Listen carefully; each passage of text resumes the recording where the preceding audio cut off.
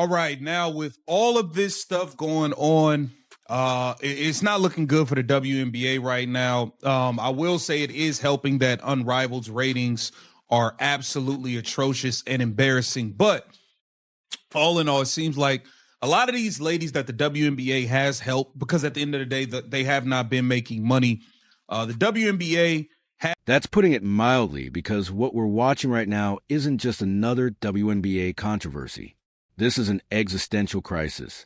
The league that Caitlin Clark saved in 2024 might be about to implode because of the very players she helped enrich. And the irony, they're the ones holding the knife. Point where it could be death. Okay. The first one is, okay, the WNBA and WNBPA agreed on a groundbreaking CBA in 2020. Okay, so they agreed on that CBA. That was cool. Now, this was important. 11 Things ESPN just broke down 11 specific events that led the WNBA to this exact moment where the Players Association and the league are at a complete impasse in CBA negotiations. But here's what ESPN won't tell you directly. 3 of those 11 things matter more than all the others combined, and one of them changes everything. Let me walk you through the timeline that brought us here, because understanding how we got to this point is the only way to understand why this could genuinely be the end of Caitlin Clark in the WNBA. 2020, the WNBA announced the bubble season. Now, that was during a crazy time in the world. They started the Wubble, and they played games. And Kathy Engelbert, for y'all that don't know, Kathy Engelbert had to beg these players to play, or there would be no more WNBA. A lot of these players wanted all of their money up front plus extra. Kathy Engelbert got that done. A lot of these players was willing to let this league die out in June 2020. Remember that the bubble season? Most fans don't know this story, but it's critical. Commissioner Kathy Engelbert had to literally beg players to participate, not ask beg. Because without that bubble season, without games being played during the pandemic, the WNBA was going to cease to exist. Players wanted their full salaries paid up front, plus hazard pay bonuses. The league was hemorrhaging money. Engelbert somehow got it done, convinced them to play, kept the league alive. And here's the part that matters now. A lot of those same players who nearly let the league die in 2020 are the ones making impossible demands. Okay?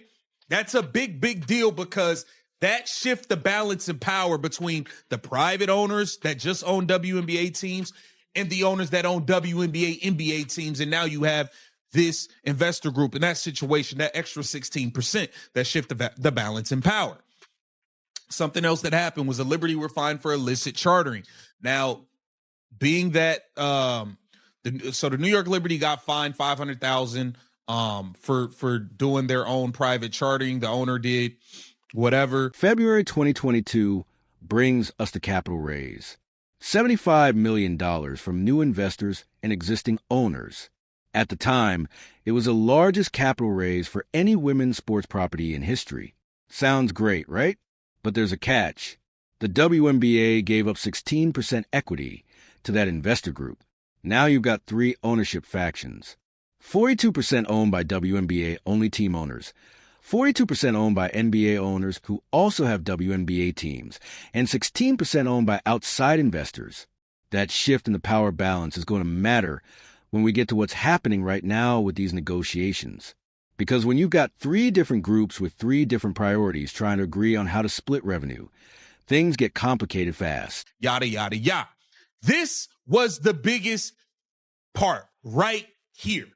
And this, I believe, is one of, if not the biggest thing in why we are at this point, is because of this brilliant young lady here, Caitlin Clark. April 2024, Caitlin Clark drafted into WNBA. Spotlight intensifies.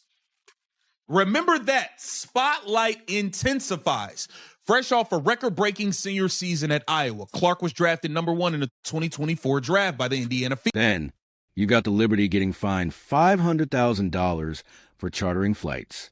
Their owner, Joe I, decided to fly his team privately because he could afford it and wanted to give his players that advantage. The league said, no, that's not allowed. That creates competitive imbalance. $500,000 fine. Meanwhile, the Las Vegas Aces owner, Mark Davis, is building state-of-the-art facilities, hiring the best coaches, doing everything he can to create a championship infrastructure.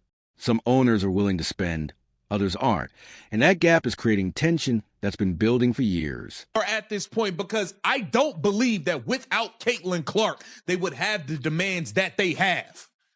Period. Weeks later, the league announced it was transitioning to a full-time chartering program. Weeks later, yeah, some teams was flying private on back-to-backs. They was flying private for the finals. Weeks later, after Caitlin Clark gets drafted, everybody flying private, every game. What we talking about? What we talking about? She changed this thing, man. She changed that. Now we get to April 2024, and this is where everything changes.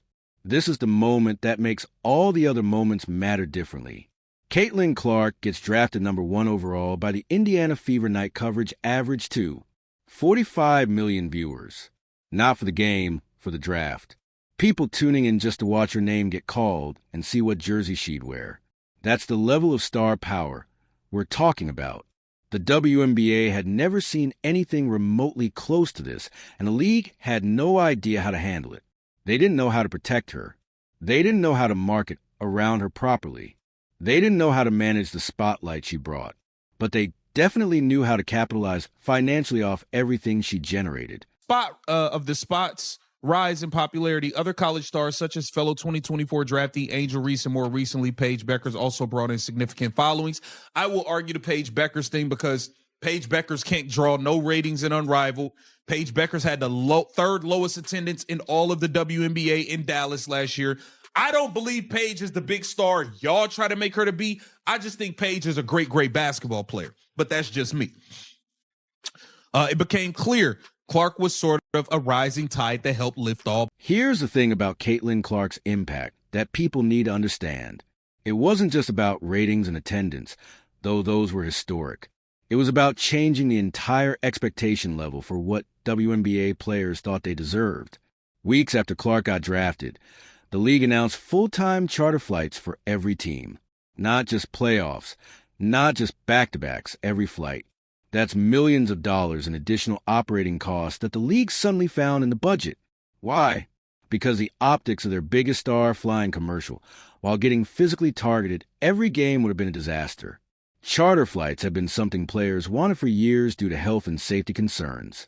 The league said it wasn't financially feasible. Then Caitlin Clark shows up, and suddenly it's not only feasible, it's mandatory. That changed everything about what players thought was possible. Rivalry. This is not about rivalries or iconic personalities fueling a business model. WNBPA Executive Director Terry Jackson said in a statement, this kind of toxic fandom should never be tolerated or left unchecked. It demands immediate action and frankly should have been addressed long ago. So you had all of this nonsense. Now you got everybody calling all Clark fans racist, no matter what skin color they are. Now, Caitlin Clark comes in, brings in all this fanfare, all this money. Boom, WNBA secures a monumental media deal. Okay, $2.2 billion deal with Disney, Amazon. The numbers from Clark's rookie season are genuinely absurd. She drove the highest attendance figures in league history. Viewership records fell constantly. The WNBA finals between New York and Minnesota drew the best ratings in 25 years. And Clark wasn't even playing in those finals. She was a rising tide that lifted all boats. Angel Reese got attention. Page brokers had massive hype coming into the league. But let's be clear about something. Page brokers had the third lowest attendance average in Dallas last season. Her unrivaled ratings right now are terrible. The idea that there are multiple stars on Clark's level is marketing spin, not reality. Clark is the star, singular, and everyone in the league knows it, even if they won't say it publicly. So now players are seeing the money, right? 2024, the players opt out of the previous CBA. Now, they might not even opted out. They may have opted out with or without Caitlin Clark. They damn sure wouldn't have the demands that they have right now without Caitlin Clark, but they may not have even opted out. Okay, boom, 2025 Unrivaled launches. Now, we know that Unrivaled was trying to get the WNBA out of here. We know that. They was trying to get him out of here, but it's 3-on-3 and the ratings are absolutely garbage right now. So that didn't work. That didn't work at all. Okay. Then comes the media rights deal. $2. $2 billion over 11 years with Disney, Amazon Prime Video, and NBC Universal. That's not a typo. $2 billion with AB. For context, the previous media deal was worth roughly $50 million total over multiple years. This new deal is 20 times larger, and it happened directly because of what Caitlin Clark did to WNBA viewership in 2024. Players saw that number and immediately started doing math. If the league is getting $2, $2 billion, and we're only getting a small percentage of revenue, something needs to change. That's when the Players Association opted out of the existing CBA. They wanted to renegotiate immediately while they had leverage. Called her a liar, and we know everything that took place from that. My point is, these things have led up. Some things more significant than others. That situation where Kathy Engelbert had to pretty much beg the players to play in the bubble, that was big. The Caitlin Clark arriving to this league was the biggest, because now it's set an expectation for these players, and they're making all kind of demands that they never would be making without her, all while bashing the very people who are bringing in this money that they want to get. They want to bash them, but they want to capitalize off them. And this ultimately are some of the things that could lead to the potential death of Caitlin Clark in the WNBA. Get down in. Now, here's where it gets messy. Unrivaled. Launched in January 2025. Breanna Stewart and Faisa Keir's 3-on-3 league with the explicit goal of giving WNBA players a domestic option during the offseason so they wouldn't have to go overseas. Sounds noble, right? But there's a deeper strategy here. Unrivaled was also positioning itself as leverage against the WNBA. If players had another viable league option, even if it was just 3-on-3, that changes the negotiating dynamic. The problem? Unrivaled ratings have been absolutely atrocious. They're pulling 300,000 viewers on a good night. For comparison, Caitlin Clark's regular season fever games were averaging over 1 million. The leverage play didn't work because the product isn't compelling enough, and because the one player who could have made it compelling, Caitlin Clark, said, "No thanks." Clip 11. So where does this leave us? The WNBA and the Players Association are at an impasse. Negotiations have broken down. Players want a significantly larger revenue share. They want guaranteed contracts. They want elimination of the salary cap. They want complete free agency. They want everything. And here's the uncomfortable truth. Without Caitlin Clark, they wouldn't have the audacity to ask for most of this. The $2 billion media deal doesn't happen without her. The charter flights don't happen without her. The mainstream attention doesn't happen without her. She changed the entire financial reality of the league in one season, but a significant portion of the Players Association spent that entire season trashing her fans, allowing her to get physically targeted without consequence, calling her supporters racist regardless of their actual race, and generally making it clear they resented her success. Now, those same players want to reap the financial benefits of what she built while continuing to create a hostile environment around her.